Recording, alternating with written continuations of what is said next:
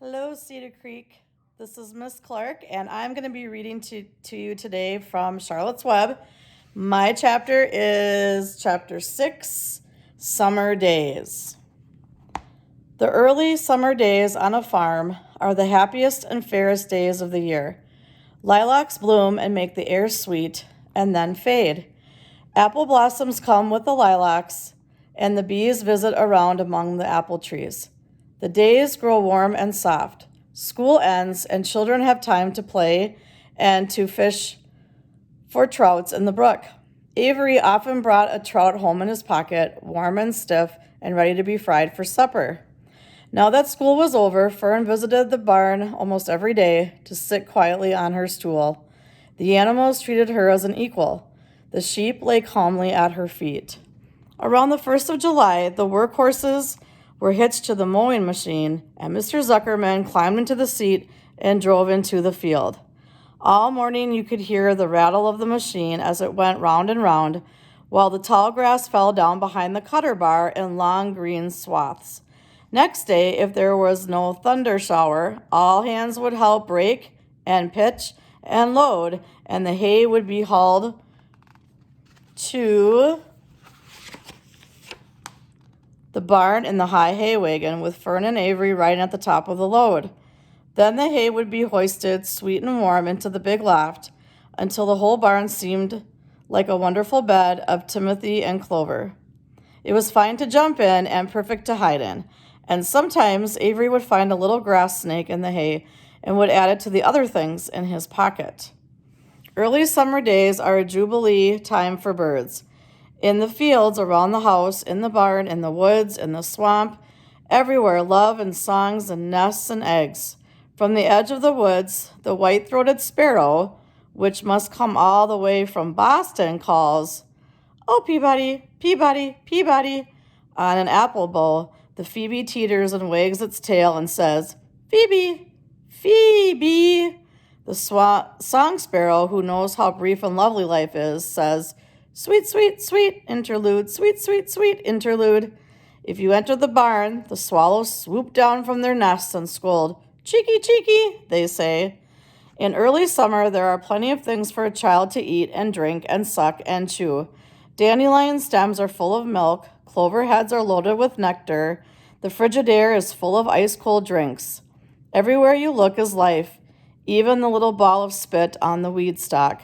If you poke it apart, has a green worm inside it. And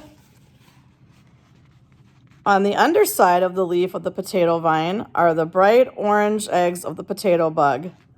It was on a day in early summer that the goose eggs hatched. This was an important event in the barn cellar. Fern was there, sitting on her stool when it happened. Except for the goose herself, Charlotte was the first to know that the goslings had at last arrived. The goose knew a day in advance that they were coming. She could hear their weak voices calling from inside the egg. She knew that they were in a desperately cramped position inside the shell and were most anxious to break through and get out. So she sat quite still and talked less than usual.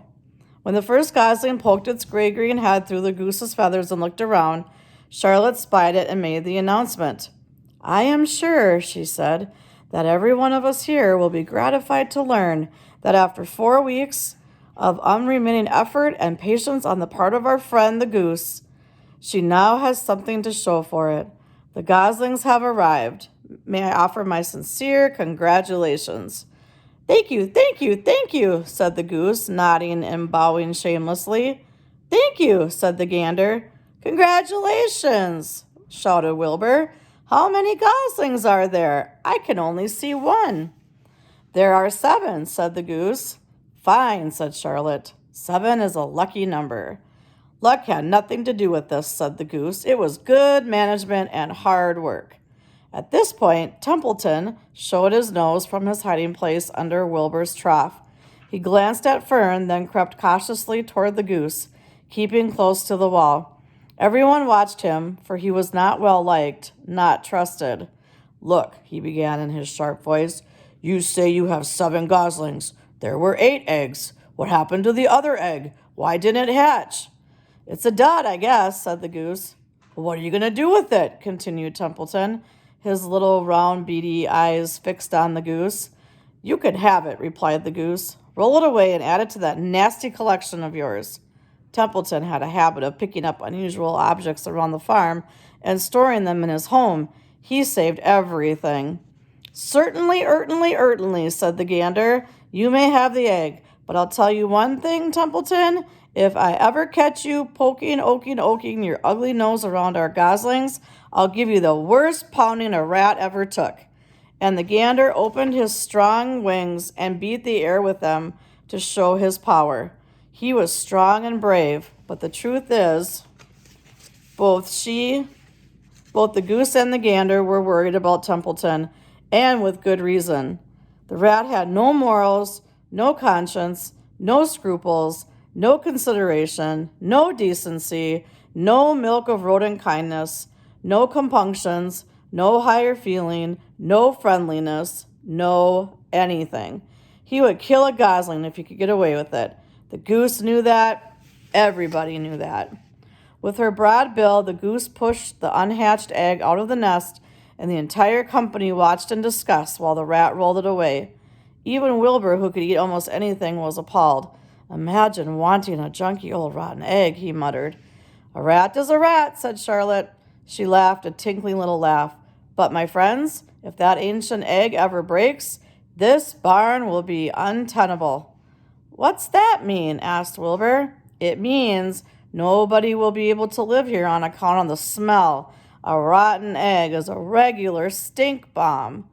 I won't break it, snarled Templeton. I know what I'm doing. I handle stuff like this all the time. He disappeared into his tunnel, pushing the goose egg in front of him. He pushed and nudged till he succeeded in rolling it to his lair under the trough.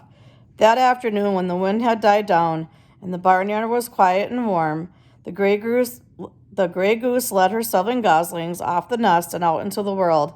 Mr. Zuckerman spied them when he came with Wilbur's supper.